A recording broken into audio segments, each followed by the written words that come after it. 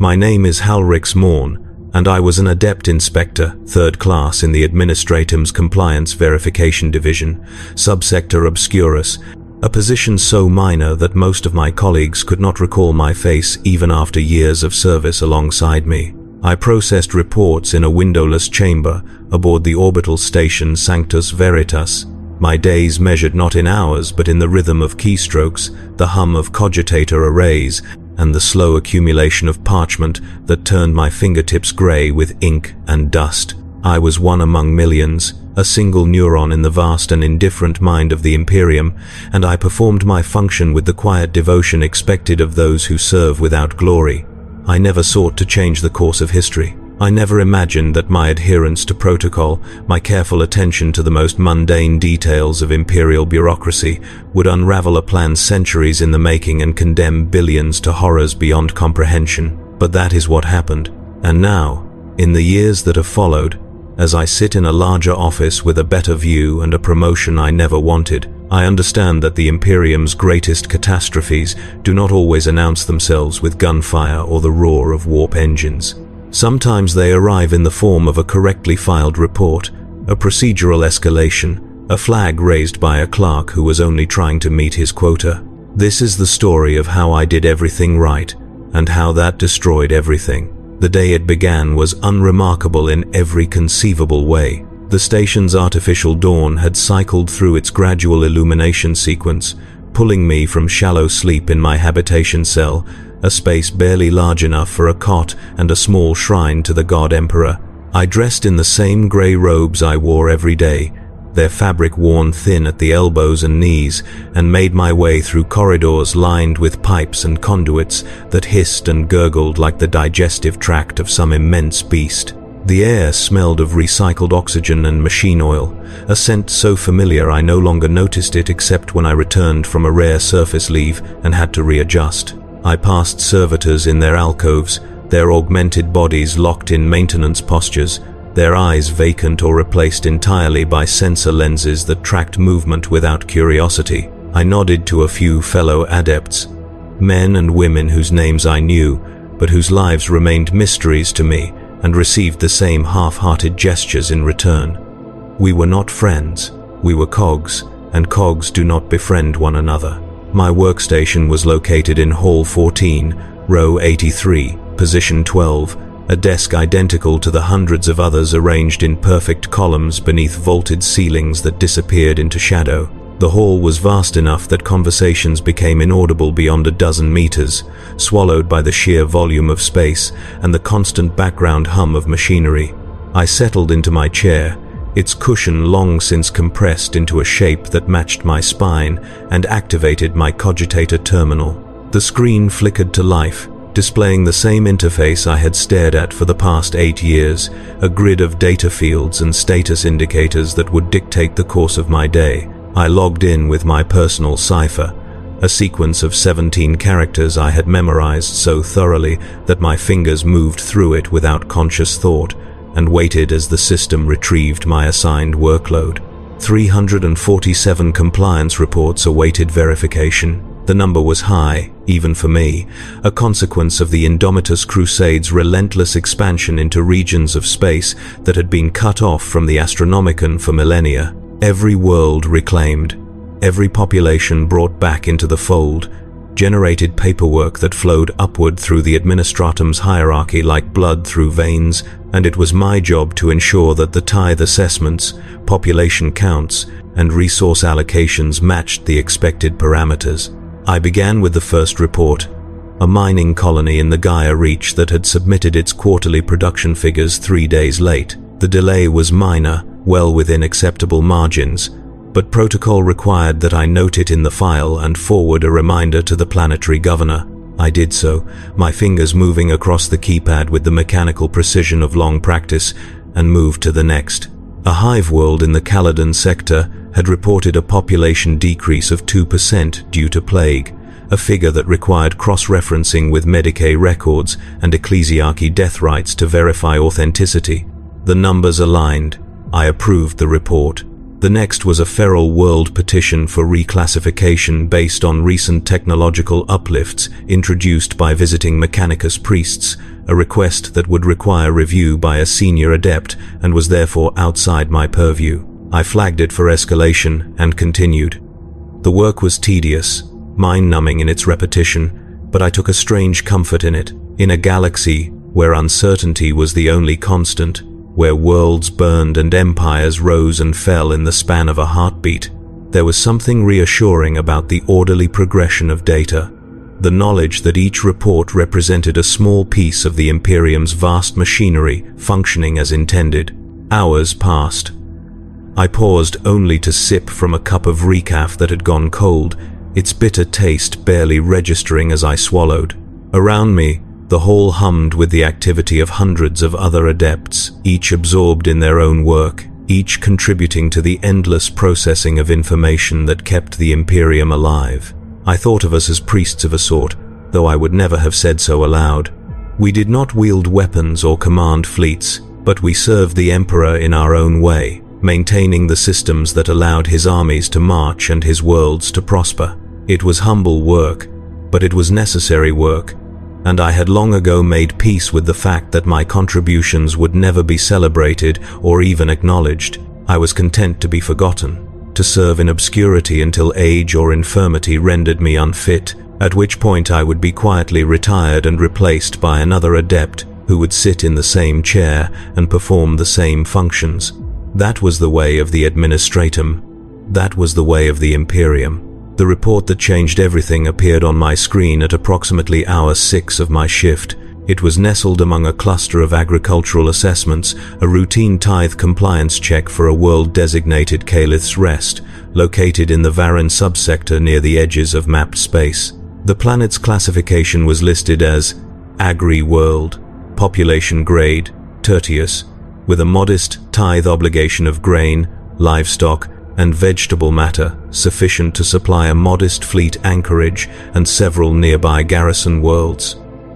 According to the file, Calith's Rest had been rediscovered 12 years prior during the initial waves of the Indomitus Crusade, its population having maintained a semblance of imperial culture despite millennia of isolation. The world had been quietly folded back into the Administratum's records, its tithes assessed and collected without incident. Until now, the most recent tithe shipment, scheduled to depart 18 months prior, had not arrived. There was no accompanying explanation, no communique from the planetary governor, no distress beacon or request for extension. Just silence.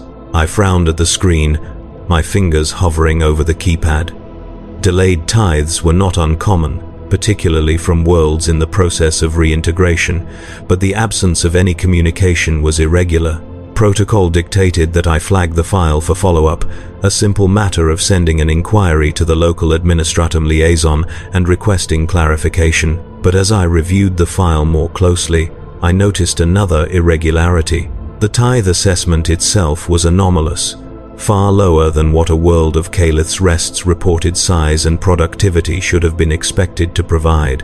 The figures suggested either gross incompetence in the initial survey or deliberate underreporting, both of which were violations of imperial law. And there was something else, a note buried in the file's metadata that caught my attention. The assessment had been flagged as provisional, subject to review and adjustment within a 5-year period, but that review had never been conducted. The world had simply been allowed to exist in a state of limbo, neither fully compliant nor fully delinquent, for over a decade. I should have moved on. I should have filed the inquiry and let the matter progress through the proper channels, trusting that someone further up the chain of command would address the issue if it warranted attention. But I was behind on my quota. The 347 reports on my docket were expected to be processed by the end of the week, and I was already falling behind schedule due to the complexity of several files that had required extensive cross-referencing. If I filed a simple inquiry, it would take weeks or even months to receive a response, during which time the file would remain open on my docket, dragging down my performance metrics and potentially impacting my annual review. But if I escalated the matter, if I flagged Calith's Rest as non-compliant and triggered an automatic audit protocol, The file would be removed from my docket immediately and transferred to a higher authority. My quota would be met, my metrics would improve, and I could move on to the next report without delay. It was a decision born entirely of administrative convenience, a shortcut that would save me a few hours of work and keep my record clean. I did not think of the consequences. I did not consider what an audit might entail for the people of Calith's Rest, or what the lack of communication might signify. I simply saw an opportunity to meet my quota and took it. I flagged the file. The system acknowledged my input with a soft chime, and the file disappeared from my screen, transferred to the Escalation Processing Division for review. I felt a small measure of relief, the kind that comes from checking off a task and moving forward, and returned my attention to the next report. I did not think about Calith's Rest again for the rest of the day. It took 3 days for the first response to arrive. A terse message from a senior adept in the Escalation Processing Division informing me that my flag had been reviewed and deemed valid. An audit team would be dispatched to Calith's Rest to investigate the delayed tithe and reassess the world's compliance status. The message included a commendation for my diligence, a small notation that would be added to my personnel file and might, in some distant future, contribute to a minor promotion or salary increase. I read the message with mild satisfaction, pleased that my judgment had been vindicated, and filed it away. The matter was out of my hands now, and I returned to my work with the knowledge that I had done my duty. The second response arrived 6 days later, and it was not a message, but a summons. I was called to the office of Magister Prefect Yalen Kaur, a senior administrator whose domain encompassed the entire Compliance Verification Division and whose attention I had never before warranted. The summons was delivered by a servo skull, its parchment clutched in skeletal fingers, and the wording was formal and terse, instructing me to present myself at the Magister Prefect's chambers within the hour. I felt a flicker of unease as I read it, a cold prickling at the base of my skull that I could not quite explain. Summons from senior administrators were rare, and they seldom boded well for those who received them. I wondered if I had made an error, if my flag of Calith's Rest had been premature, or if some aspect of the file had been misinterpreted, but I could not see what I might have done wrong. I had followed protocol to the letter, acted within the scope of my authority, and ensured that all relevant data had been included in my escalation. If there was a problem, it was not of my making. I made my way to the Magister Prefect's chambers through corridors I had never before traversed, ascending through levels of the station reserved for senior personnel. The architecture here was different, less utilitarian and more ornate, with walls adorned by frescoes depicting scenes of imperial triumph and purity seals hanging from archways like the shed skins of serpents. The air was cooler, cleaner, filtered through systems that removed not just impurities, but also the scent of human occupation. I passed servitors that were more advanced than those in the lower levels, their augmentations seamless and their movements fluid, almost lifelike. I passed other adepts dressed in robes of finer fabric, their expressions distant and preoccupied, their gazes sliding over me as though I were a ghost. I felt out of place here, a creature from the lower depths intruding upon a realm that was not meant for me, and I quickened my pace, eager to complete whatever business awaited me and return to the familiar confines of Hall 14. The Magister Prefect's chambers were located at the end of a long corridor, their entrance marked by a pair of heavy doors inlaid with gold and inscribed with passages from the Tactica Imperium. I announced myself to the servitor standing guard, a hulking figure whose torso had been replaced almost entirely by armor plating and whose arms ended in weapons that were currently powered down but no less intimidating for it. The servitor scanned me with a sensor array built into its skull, confirming my identity, and the doors opened with a hiss of pneumatic pressure. I stepped inside. The chamber was vast, its ceiling lost in shadow, its walls lined with shelves that held thousands of data slates and scrolls. A single desk dominated the center of the room, its surface polished to a mirror sheen and covered with stacks of parchment arranged in perfect order. Behind the desk sat Magister Prefect Kaur, a woman of indeterminate age whose features had been preserved by Juvenat treatments and whose eyes were augmented with bionic lenses that clicked and whirred as they focused on me. She did not rise as I entered, nor did she gesture for me to sit. She simply watched me, her expression unreadable, as I crossed the chamber and stopped before her desk. I bowed, as protocol dictated, and waited for her to speak. She did not speak for a long time. The silence stretched, oppressive and heavy, and I felt the weight of her gaze like a physical thing pressing against my chest. Finally, she leaned forward, her augmented eyes clicking as they adjusted, and spoke in a voice that was soft but carried the unmistakable authority of one accustomed to being obeyed. "You are Adept Inspector Halrix Morn." "Yes, Magister Prefect." "You flagged the World Calith's Rest for non-compliance and triggered an automatic audit protocol." "Yes, Magister Prefect." "The tithe shipment was delayed, and the assessment figures were anomalous." I believed escalation was warranted. She nodded slowly, her expression still unreadable. "Your judgment was correct, Adept Inspector. The audit team has confirmed significant irregularities in Calith's Rest's compliance record. The world has been operating under provisional status for over a decade without proper oversight, a failure that reflects poorly on the division as a whole. Your diligence in identifying this lapse is commendable." I felt a flicker of relief, the tension in my chest easing slightly. "Thank you, Magister Prefect. However," she continued, her voice taking on a harder edge, "the situation has become more complicated than initially anticipated. The audit team's arrival at Calith's Rest has revealed irregularities far beyond delayed tithes or underreported assessments.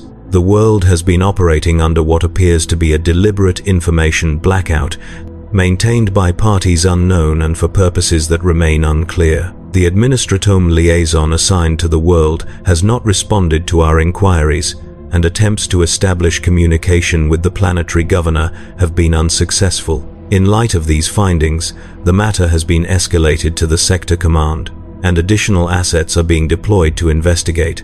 I frowned, confusion replacing relief. "Additional assets, Magister Prefect?" "Naval and military assets," she clarified. "A patrol fleet has been rerouted to the Varan subsector to secure the system and conduct a full investigation.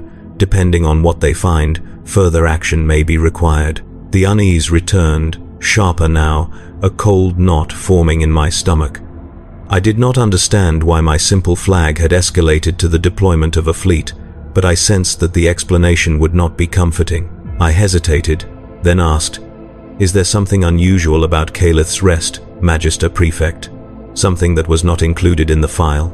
Her augmented eyes clicked again, refocusing, and for a moment I thought I saw something in her expression, a flicker of concern or perhaps calculation.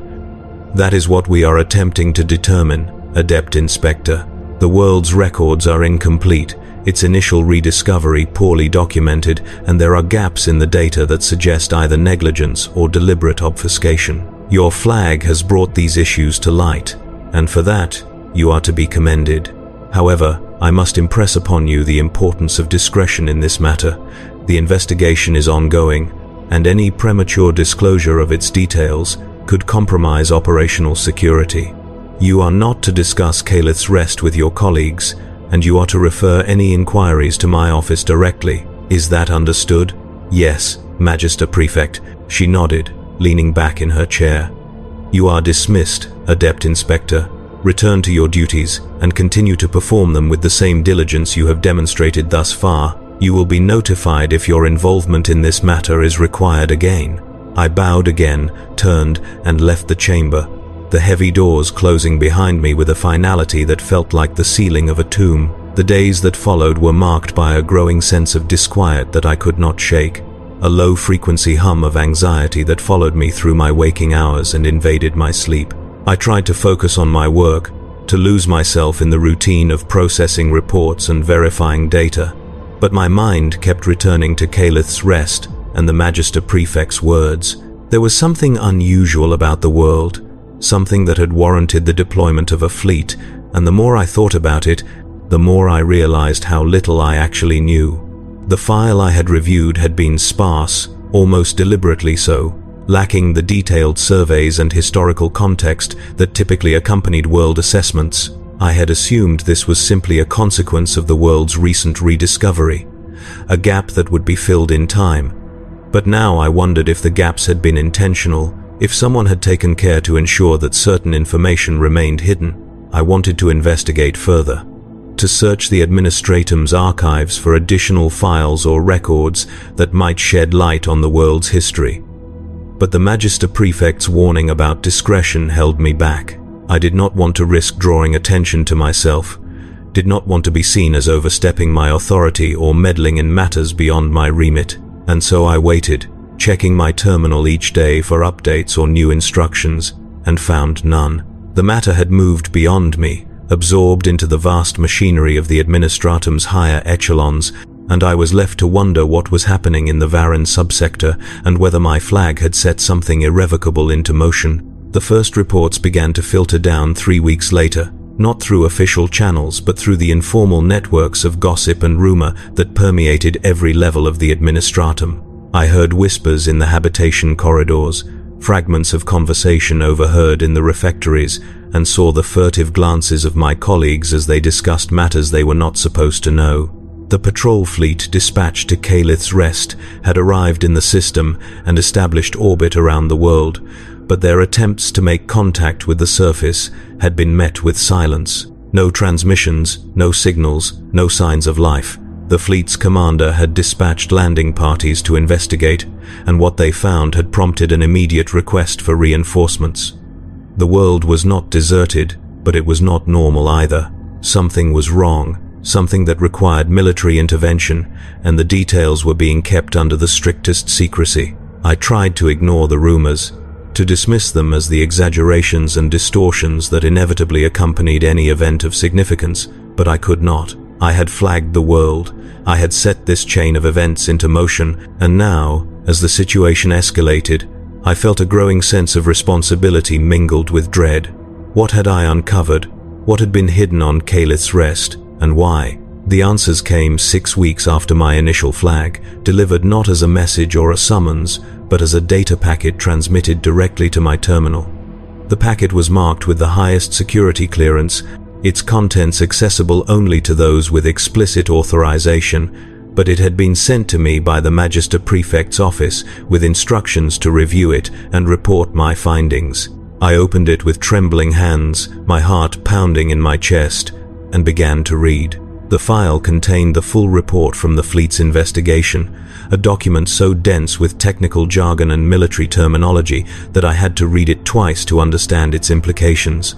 The landing parties had found Calith's Rest to be a world in stasis, its population alive but unresponsive, locked in a state of suspended animation that defied conventional explanation. The cities were intact, their streets and buildings undamaged, but they were empty, devoid of activity or sound. The fields were untended, the livestock wandering aimlessly, and the infrastructure that should have supported a functioning society had fallen into disrepair. It was as though the entire world had simply stopped, frozen in place by some invisible force. The investigation had uncovered the source of the stasis, a vast underground complex hidden beneath the planet's northern continent. The complex was ancient, predating the Imperium's arrival by millennia, and it contained technology that the Mechanicus had identified as Xenos in origin, though the specific species could not be determined. The technology was still active, generating a field that enveloped the planet and suppressed all higher brain function in its inhabitants, rendering them catatonic but alive. The field was self-sustaining, powered by some unknown energy source, and its purpose was unclear. What was clear, however, was that the field had been deliberately activated, and that its activation had been timed to coincide with Calith's Rest's reintegration into the Imperium. The report went on to detail the fleet's attempts to deactivate the field, efforts that had proven unsuccessful and had resulted in the deaths of several Mechanicus adepts who had ventured too close to the complex's core. The technology was beyond their understanding, its mechanisms alien and incomprehensible, and every attempt to shut it down had only strengthened its output. The fleet's commander had made the decision to withdraw and request assistance from the Inquisition, a decision that had been approved by Sector Command and was now being implemented. An inquisitorial delegation was en route to Calith's Rest, their arrival expected within the month. But that was not the worst of it.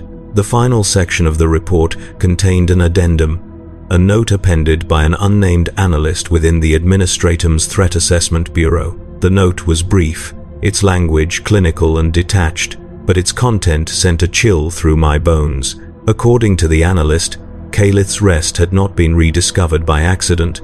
The world had been deliberately omitted from imperial records for centuries, its existence known only to a select few within the highest levels of the Administratum and the Inquisition. The world's isolation had been maintained as part of a containment strategy, a plan designed to keep the Xenos technology dormant and prevent its discovery by parties who might seek to exploit it. The plan had been in place since the end of the Great Crusade, maintained through the careful manipulation of records and the suppression of any information that might lead to the world's rediscovery.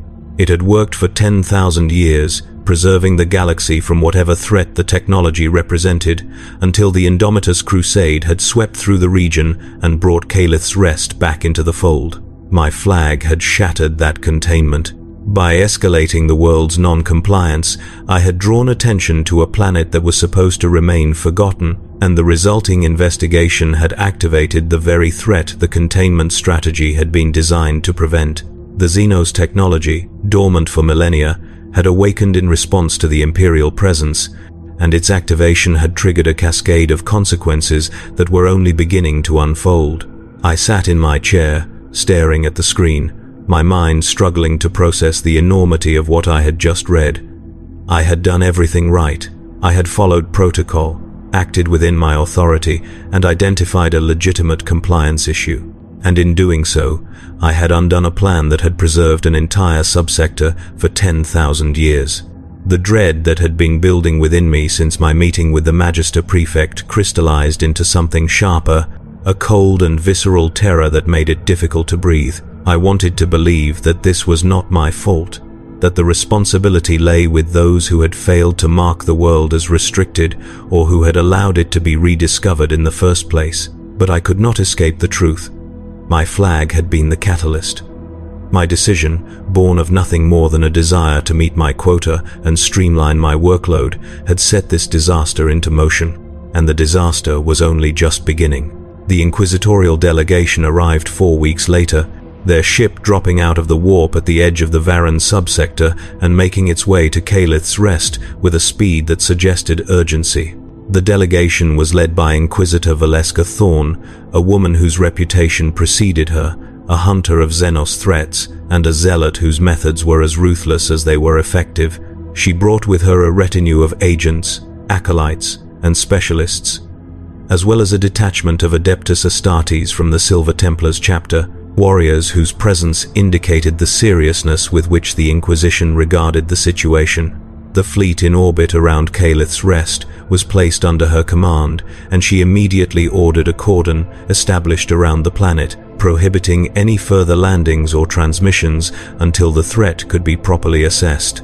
I learned of her arrival through official channels, a brief communiqué sent to all personnel involved in the Calith's Rest investigation, informing us that the matter had been transferred to inquisitorial authority and that we were to provide any requested support.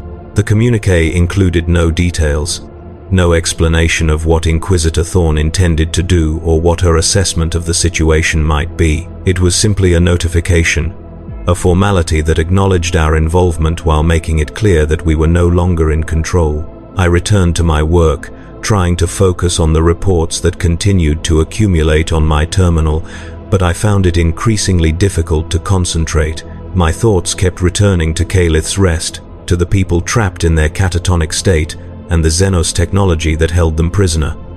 I wondered what the Inquisitor would decide, whether she would attempt to save the world or whether she would simply destroy it, erasing the threat and the evidence in a single orbital bombardment. I wondered if anyone would mourn the loss, if anyone even knew the names of the people who lived there. They had been forgotten once, deliberately omitted from Imperial records, and I feared that they would be forgotten again, their deaths recorded as nothing more than a footnote in some classified file. The weeks that followed were marked by a tense silence, a holding pattern in which nothing seemed to happen, and yet everything felt poised on the edge of collapse. I heard no further updates, saw no new communiques, and the rumors that had circulated through the station died down as attention shifted to other matters. It was as though Calith's Rest had ceased to exist, swallowed by the black hole of inquisitorial secrecy, and I began to wonder if the matter had been resolved, if Inquisitor Thorn had found a way to deactivate the Xenos technology and save the world's population. I wanted to believe that, wanted to cling to the hope that my flag had not resulted in unmitigated disaster, but I could not shake the feeling that something terrible was still unfolding, hidden from view. The truth arrived quietly,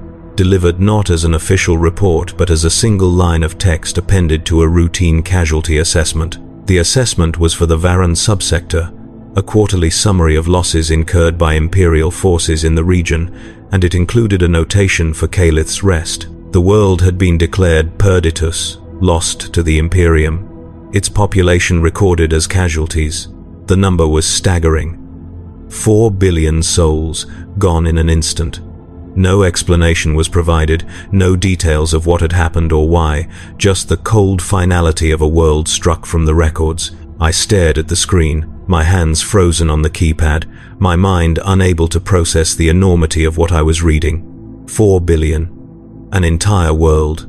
Gone. I wanted to believe that it had been necessary, that Inquisitor Thorn had made the only decision possible in the face of an insurmountable threat, but I could not. I knew, with a certainty that cut deeper than any blade, that this was my fault. My flag had brought the Imperium to Calith's Rest. My flag had awakened the Xenos technology. My flag had doomed 4 billion people to death, and I had been praised for it. The days that followed the casualty report's release were a blur, a disjointed sequence of events that I experienced as though from a great distance. I went through the motions of my work, processing reports and verifying data with the same mechanical precision I had always employed, but I felt hollow, gutted, as though some essential part of me had been carved away and replaced with emptiness. I could not stop thinking about Calith's Rest, about the people who had died there, about the fact that their deaths had been the direct result of my actions. I told myself that I had only been doing my job, that I had followed protocol and acted with the information available to me. But it did not matter. The guilt was a weight that pressed down on me, suffocating and inescapable. I considered resigning, submitting a formal request for reassignment or retirement, but I did not. What would it accomplish? The Administratum would simply replace me with another adept, and the work would continue. The Imperium was vast beyond comprehension, its machinery indifferent to the suffering of individuals, and my departure would not change that. I was a cog, and cogs did not retire. They simply wore down until they broke. And then, 3 months after the casualty report, I received another summons from Magister Prefect Corps. This time, I felt no unease, no flicker of anxiety. I felt nothing at all. I made my way to her chambers with the same detached sense of unreality that had characterized my existence since learning of Calith's Rest's fate. The corridors seemed longer, the air colder, and the ornate decorations that had once seemed impressive now felt like the trappings of a mausoleum. I entered her chambers, bowed as protocol dictated, and waited for her to speak. "Adept Inspector Morn," she began, her augmented eyes clicking as they focused on me. "You have been commended for your exemplary service in the matter of Calith's Rest. Your diligence in identifying compliance irregularities and your adherence to proper escalation protocols have been noted by Sector Command, and it is my pleasure to inform you that you have been promoted to Adept Inspector 2nd Class, effective immediately. Your new posting will be in the Regional Oversight Bureau, a position that carries greater responsibility and authority. You should be proud, Adept Inspector. Your actions have upheld the highest standards of the Administratum." I stared at her, my mind struggling to process her words. Promoted, commended, proud. The terms felt alien, as though she was speaking a language I no longer understood. I opened my mouth to respond, to tell her that I did not want the promotion, that I did not deserve it, but the words would not come. What could I say? That I had doomed a world? That I had destroyed a plan 10,000 years in the making? That I was responsible for the deaths of 4 billion people? She would not understand. She would see only what the Imperium saw, a clerk who had done his duty and been rewarded for it, and so I said nothing. I simply nodded, accepted the promotion, and left the chamber. The weeks that followed my promotion were marked by a deepening numbness, a disconnection from the world around me that made everything feel distant and unreal. I moved to my new posting, a larger office with a better view, and a staff of junior adepts who looked to me for guidance, and I performed my new duties with the same mechanical precision I had always employed. But I felt like a ghost, a hollow shell moving through the motions of life without truly inhabiting it. I could not shake the image of Calith's Rest, the planet hanging in the void like a grave marker, its surface silent and empty. I dreamed of it at night, visions of cities frozen in time and people locked in eternal stillness, and I woke each morning with the weight of their deaths pressing down on me like a shroud. I searched the archives, driven by a need to understand what had happened, to piece together the full story of Calith's Rest and the containment strategy that had been shattered. What I found was fragmentary, incomplete, but it painted a picture that was even more damning than I had imagined. The Xenos technology buried beneath Calith's Rest had been discovered during the Great Crusade, identified as a weapon of the Aeldari, a device designed to suppress warp activity in a localized region of space. The device had been left dormant, its creators long since departed, and the Imperium had recognized its potential value as a bulwark against chaos incursion. Rather than destroy it, they had chosen to leave it in place, concealing its existence and ensuring that the world remained isolated. The plan had worked for 10 millennia, keeping the device hidden and inactive, until the Indomitus Crusade had brought the world back into the fold, and my flag had drawn attention to it. But the device had not simply awakened. It had been triggered by the Imperial presence, activated by some fail-safe mechanism designed to protect it from discovery. And its activation had done more than render the population catatonic. It had torn a rift in the fabric of reality, a wound in the warp that grew larger with each passing day. The rift was small at first, barely noticeable, but it was expanding, fed by the psychic energy of the planet's trapped inhabitants and the ambient warp turbulence of the region. Inquisitor Thorn had recognized the danger immediately, understood that the rift would eventually consume the entire subsector if left unchecked, and she had made the only decision she could. She had ordered an exterminatus, a planetary bombardment that reduced Calith's Rest to ash and sealed the rift before it could grow beyond control. 4 billion lives sacrificed to prevent a greater catastrophe. A catastrophe that would never have occurred if I had not flagged the world in the first place. The full scope of the disaster became clear in the months that followed, as reports filtered in from neighboring systems and the Administratum conducted a comprehensive review of the Varan subsector's stability. The rift had not been completely sealed.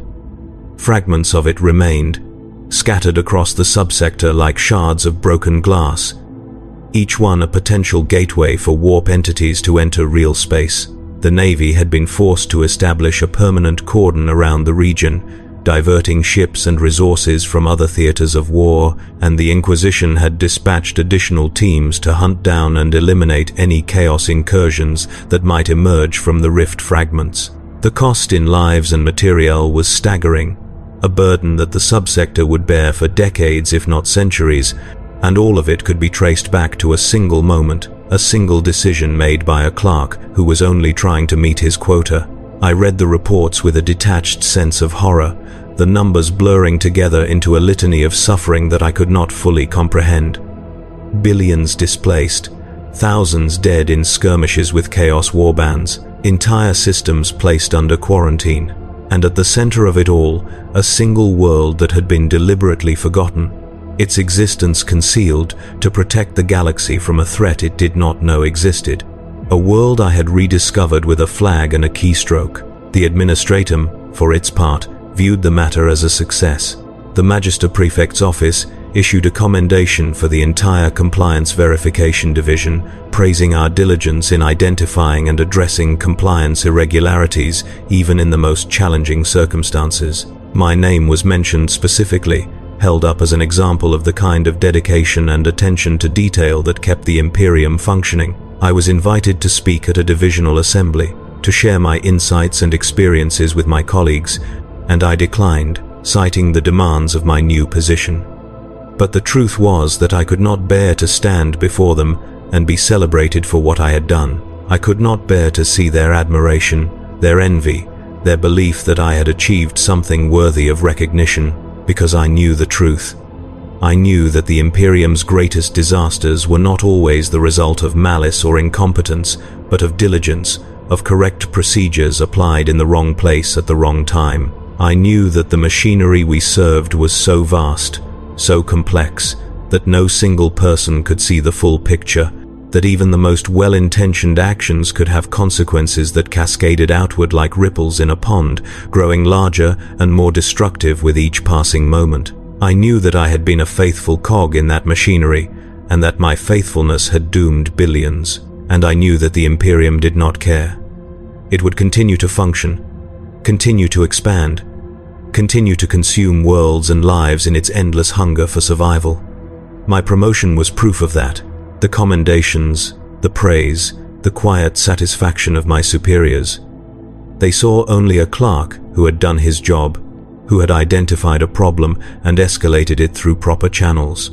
They did not see the 4 billion dead, the shattered containment strategy, the decades of instability that would plague the Varren subsector, or perhaps they did see it, and simply did not consider it a failure. Perhaps, to them, the loss of one world was an acceptable price to pay for maintaining the Administratum's standards and procedures. Perhaps the plan had been doomed from the start, its secrecy too fragile to survive the relentless march of bureaucracy. I wanted to believe that there was someone to blame, some individual or group whose negligence or malice had created the conditions for disaster. But the more I learned, the more I understood that there was no villain in this story, no shadowy conspirator pulling strings behind the scenes. There was only the Imperium, vast and indifferent, and the millions of clerks and adepts and officials who kept it running, each one performing their small function without ever seeing the whole. I had been one of those clerks, and I had performed my function flawlessly, and that was the tragedy. The years have passed since Caleth's Rest was destroyed, and I have continued to rise through the ranks of the Administratum, each promotion a reminder of the price I paid to get here. I sit now in an office far removed from the cramped confines of Hall 14, with a window that overlooks the void and a staff of adepts who look to me for guidance. I process reports of a different kind now, assessments and summaries that deal in abstractions and aggregates, numbers so large they lose all meaning. I no longer see the individual worlds, the individual lives that make up those numbers. I see only data, patterns, trends. It is easier that way. Easier to function without the weight of individual tragedies pressing down on me. But I still dream of Caleth's Rest. I dream of the cities frozen in time, the people locked in eternal stillness, the rift tearing through the sky like a wound in the flesh of reality. I dream of the moment I flagged the file, the soft chime of the cogitator acknowledging my input, the relief I felt as the file disappeared from my screen, and I wake each morning with the knowledge that I will never escape what I have done, that the ghosts of 4 billion souls will follow me for the rest of my life. I have tried to find meaning in it, to convince myself that there was a lesson to be learned, some higher purpose that justifies the suffering. But there is no lesson, there is only the truth, cold and unyielding, that the Imperium is a machine, and machines do not forgive mistakes. They do not recognize intent or context or circumstance. They simply function, grinding forward with relentless momentum, and those who serve them are either crushed beneath the gears or lifted up by them. I was lifted up, elevated to positions of greater authority and responsibility, and I will carry the weight of that elevation for as long as I live. The irony is not lost on me. I was promoted for doing everything right, for following the rules and upholding the standards that keep the Imperium functioning. And in doing so, I became complicit in a system that values procedure over people, that sees worlds as nothing more than entries in a ledger to be flagged and escalated and resolved without regard for the lives they contain. I am no longer just a cog in the machine. I am part of the mechanism itself, a component of the vast and terrible engine that devours everything in its path. And I cannot leave, cannot resign, cannot escape, because to do so would be to admit that the system is broken, and the Imperium does not tolerate such admissions. And so I continue. I process my reports, I sign my authorizations, I issue my directives, and I watch as the numbers climb higher and higher, each one representing a world, a system, a life that has been consumed by the machine. I tell myself that I am serving the Emperor, that I am doing my duty, that the Imperium would not function without people like me. But I know the truth. I know that I am a monster, not because I intended harm, but because I chose efficiency over empathy, procedure over compassion. I know that the Administratum is filled with monsters like me, men and women who perform their functions with diligence and precision and never once stop to consider the consequences of their actions. And I know that this is how the Imperium survives, by grinding forward without pause, without reflection, without mercy. There are moments, rare and fleeting, when I allow myself to wonder what would have happened if I had made a different choice. If I had filed a simple inquiry instead of escalating the matter, if I had taken the time to investigate further, to search for the missing context that might have revealed Calith's Rest's true nature, if I had simply moved on to the next report and let the world remain forgotten, would the containment strategy have held? Would the 4 billion people of Calith's Rest still be alive, their world hidden in the shadows where it belonged? Or would the disaster have unfolded anyway, triggered by some other clerk in some other division who made the same decision I did? I will never know, and that uncertainty is perhaps the cruelest punishment of all. The knowledge that my guilt may be justified, or it may be meaningless, that I may be the architect of a catastrophe, or simply the unfortunate catalyst for something that was always going to happen. The Imperium does not allow for clarity, does not offer the comfort of certainty. It simply grinds forward, and we are left to make sense of the wreckage in its wake. I have stopped trying to make sense of it. I have stopped trying to find redemption, or absolution, or any kind of peace. I have accepted that I will carry the weight of Calith's Rest for the rest of my life, that I will wake each morning with the ghosts of 4 billion souls pressing down on me, and that I will continue to serve the Imperium because there is nothing else I know how to do. I am a clerk, a functionary, a cog in the machine, and cogs do not retire, they simply wear down until they break. But I will not forget. I will not allow the memory of Calith's Rest to fade, to be swallowed by the black hole of bureaucracy and secrecy that consumes so much of the Imperium's history. I will carry it with me, a wound that never heals, a reminder of what happens when procedure and protocol are allowed to override compassion and context. I will carry it as a warning, though I know the warning will never be heeded, that the machine will continue to grind forward regardless of what I or anyone else might say, because that is the nature of the Imperium. It does not learn, it does not adapt, it simply endures, consuming everything in its path, and the best we can hope for is that we are not crushed beneath its wheels. I was never meant to be remembered, but I will remember. For as long as I live, I will remember Calith's Rest and the 4 billion souls I condemned with a keystroke. The inquisitorial reports continue to come in, sporadic and heavily redacted, but they paint a picture of ongoing instability in the Varren subsector. The rift fragments have proven more resilient than anticipated, their presence warping the local warp currents and creating navigational hazards that have isolated several systems. Chaos warbands have taken advantage of the disorder, launching raids against vulnerable worlds and establishing footholds in regions that were once firmly under Imperial control. The Navy's cordon holds, but it is stretched thin, and there are whispers that the Inquisition is considering more drastic measures, perhaps even declaring the entire subsector perditus and withdrawing Imperial forces to more defensible positions. If that happens, millions more will die, their worlds abandoned to the predations of Chaos and Xenos alike, and all of it will trace back to that single moment, that single flag, that single decision made by a clerk who was only trying to meet his quota. I think about that often, the cascading consequences of a single action, the way a small pebble can trigger an avalanche, I think about the millions of other clerks and adepts and officials throughout the Imperium, each one making similar decisions every day, each one processing reports and flagging files and escalating matters through proper channels. How many of them have triggered disasters they will never know about? How many have condemned worlds with a keystroke, their actions lost in the vast machinery of bureaucracy? How many sleep soundly at night, unaware of the suffering they have caused? I used to believe that the Administratum was necessary, that its rigid structures and procedures were the foundation upon which the Imperium stood.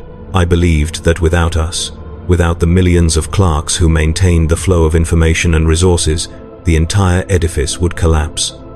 And perhaps that is still true. Perhaps the Imperium cannot survive without the machinery that grinds forward with relentless momentum, consuming worlds and lives in the name of order and stability. But I no longer believe that this is a good thing. I no longer believe that the price we pay is justified by the survival it purchases. I have seen the cost firsthand, felt its weight pressing down on me, and I know that there must be a better way. But I also know that the Imperium will never find it, that its momentum is too great, its inertia too powerful to be redirected. And so we will continue as we always have, grinding forward, consuming everything in our path, until there is nothing left but ash and ruin. There are days when I consider speaking out, filing a report of my own that details what happened on Calith's Rest and the failures that led to its destruction. I imagine the words I would write, the evidence I would compile, the arguments I would make. I imagine submitting the report and watching it disappear into the machinery, processed and filed and forgotten like every other report that challenges the status quo. And then I imagine the consequences, the quiet removal from my post, the reassignment to some remote outpost where I would be unable to cause further disruption. Or perhaps something worse, a quiet disappearance, my name struck from the records as though I had never existed. The Imperium does not tolerate dissent, does not allow for criticism or introspection. It demands obedience, and those who question its methods are quickly silenced. And so I remain silent. I continue to process my reports, to sign my authorizations, to perform my function with the same diligence and precision that earned me my promotion. I tell myself that I am biding my time, waiting for an opportunity to make a difference, but I know the truth. I am afraid of the consequences, afraid of the machinery, afraid of what will happen if I step out of line, and so I remain complicit, a willing participant in a system I know to be broken, and I live with the knowledge that I am a coward as well as a monster. But I will not forget. I will carry the memory of Calith's Rest with me, a wound that never heals, a reminder of what I have done and what I have become, and perhaps, in some small way, that is enough. Perhaps the act of remembering, of refusing to let the dead be forgotten, is the only resistance I am capable of. Perhaps it is the only thing that separates me from the machinery, the only proof that I am still human despite everything I have done. I do not know. I will never know. But I will remember. The most recent report crossed my desk yesterday, a casualty assessment for the Varan subsector covering the last fiscal quarter. The numbers are staggering, even by the Imperium's grim standards. 200 million dead in combat operations, 500 million displaced by chaos raids, 15 worlds placed under quarantine, their populations condemned to slow death by starvation or disease. And at the bottom of the report, a single line that caught my eye. Causative factors remain under investigation by the Inquisition. No further details, no explanation. Just that single line acknowledging that someone, somewhere, is trying to understand how it all went wrong. I wonder if they will ever trace it back to me, if they will ever uncover the chain of events that began with a flag and ended with the destruction of an entire subsector. I wonder if my name will appear in their reports, if I will be identified as the catalyst for this disaster. But I know the answer. They will not find me. The machinery is too vast, the connections too diffuse, the chain of causation too complex. They will find scapegoats, individuals and groups who can be blamed and punished, and the system itself will remain untouched, its flaws unacknowledged and unaddressed. and I will continue to rise, promoted and commended for my diligence, my name spoken with respect by those who do not know what I have done, and I will carry the weight of it for the rest of my life. There is no redemption in this story, no moment of revelation or catharsis that offers relief from the burden of guilt. There is only the grinding forward of the machine, the relentless momentum of the Imperium, and the knowledge that I am a part of it, a component that functions as designed. I have learned that the greatest horrors are not always the result of malice or cruelty, but of diligence, of adherence to procedure, of correct decisions made in the wrong context. I have learned that the Imperium does not punish its monsters. It rewards them, elevating them to positions of greater authority so that they can continue to perform their functions with ever greater efficiency. And I have learned that there is no escape, no resignation, no way out except through the slow erosion of time and the eventual collapse of the system itself. But until that collapse comes, I will continue. I will process my reports, I will sign my authorizations, I will perform my function, and I will remember Calith's rest, and the 4 billion souls I condemned with a keystroke. I will remember because someone must, because the Imperium will not, because the machinery has no memory and no conscience. I will remember as an act of penance, as an acknowledgement of my guilt, as the only resistance I am capable of. And perhaps, in the end, that will be enough. Perhaps the act of bearing witness, of refusing to let the dead be forgotten, is the only way to preserve some fragment of humanity in a system that devours everything it touches. Perhaps it is the only thing that separates us from the machine, the only proof that we are more than cogs and gears and components. I do not know, I will never know, but I will remember, because I was never meant to be remembered. But they were.